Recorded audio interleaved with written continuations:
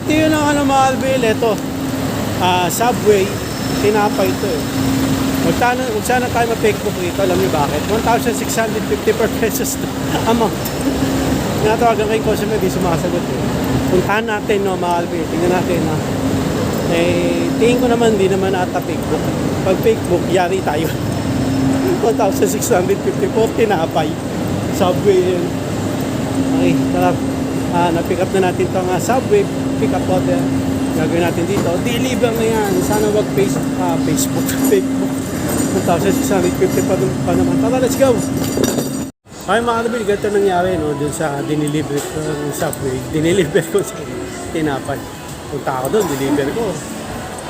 Ngayon, pagdating ko doon, sa address mismo, tinanong ko sa guard, "Sir, si ano, ay walang ganito na pangalan dito." Kinabahan ako kasi 1,654 pesos na big shop. Okay, tinignan ko yung address. Ano pala, hindi pala siya number 20, number 17 pala. Tumingin ako sa kabila.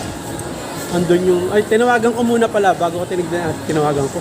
Hindi na matawagan yung number. Kasi bago dun sa Subway na store, tinawagan ko yung customer. Nag-ring eh. Pero hindi tinasagot eh. Kaya hindi sinasagot yan. Sinat ko na lang sa application ng Panda on my way. Nag-seen naman, pero hindi rin nag-reply. Pagdating ko nga dun sa area, pin location, yun nga, wala dun sa address, wala pa pangalan ano. Pero nasa kabilang kalsada lang. Hindi, tapat lang. Hindi, tinawagan ko muna. Ngayon, hindi na matawagan. The number you dial is nakapatay. Parang gano'n. Kinabahan ako. Sabi ko, fake mo ka ata. Tumingin ako sa, tinignan ko yung address. Hindi pala number 20, number 17. Tinignan ko yung number 17. Nakaabang na yung babae. Tawag ako. Ayun. Nawala yung kaba ko. Ang mahal pa naman to, 1,650 po. Subway. Tinapay lang yun. Anong gagawin ko doon, no? Kung sakaling Facebook. Diba? Okay na sana abonohan kung mga 150, 200, yeah. Pero kung mga Jollibee, diba?